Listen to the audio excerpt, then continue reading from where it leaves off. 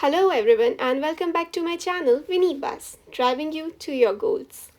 As promised, today we are going to begin our series on phrasal verbs with two critical words, give and take. By the end of this video, you will master using these words seamlessly in your everyday conversations. So let's get started. इस video को हिंदी में देखने के लिए ऊपर दिए गए link पर क्लिक करें. Giving is a wonderful virtue, so let's start with give. The first one is give away, which means to give something as a gift or to provide it for free. For example, I usually give away my old clothes to the needy. It can also mean to reveal a secret. For example, she gave away the ending of the movie during our conversation. The second one is give back, which means to return something to its original owner or place.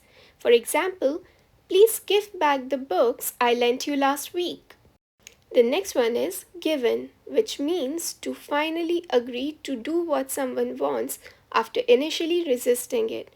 For example, he finally gave in and allowed his kids to adopt a puppy. The next one is give out, which means to distribute something. For example, the teacher gave out the assignments at the end of the class. It can also mean to become exhausted or fail. For example, my legs gave out after the marathon. The next one is give up, which means to quit or to stop trying to do something, often because it's too difficult. For example, she refused to give up on her dreams even when faced with numerous challenges. The next one is give over, which means to hand over or to transfer control. For example, she gave over her business to her only daughter. The next one is give off, which means to emit light, sound, heat, etc. For example, the flowers give off a very strong perfume. Alright, we have certainly given give a fair share of its glory. Time to give take a chance to shine.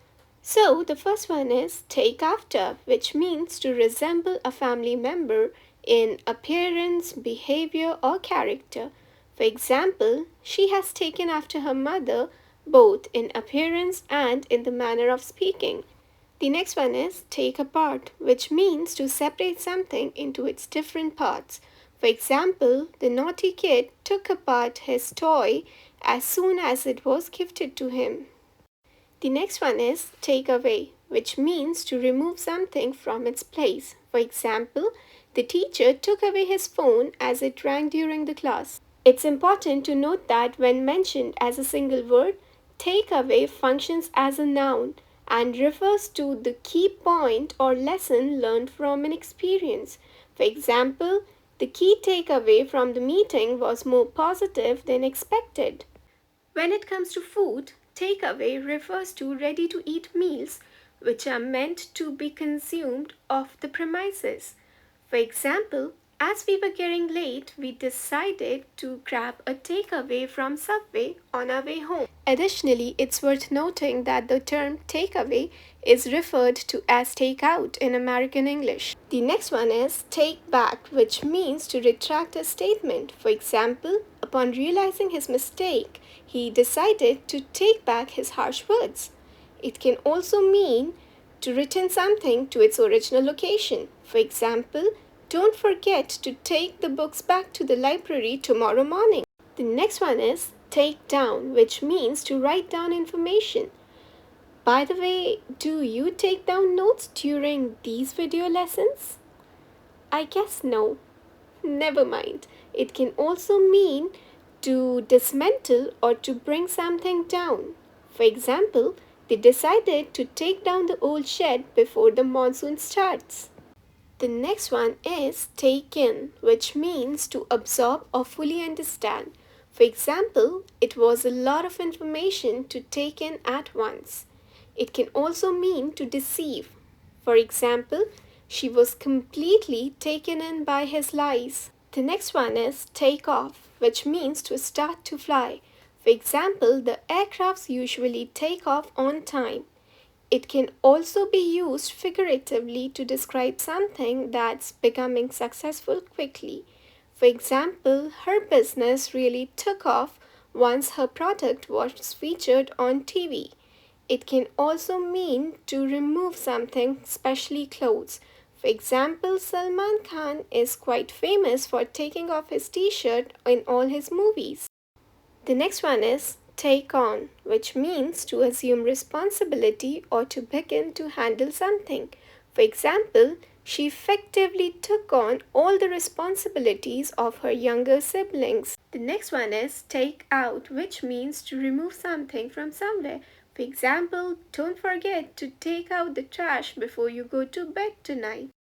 It can also mean to obtain a loan. For example, he took out a loan to buy his new car. It can also mean to go on a date or to escort someone to a social event or place. For example, he's taking her out to dinner tonight. The next one is take over, which means to assume control of something.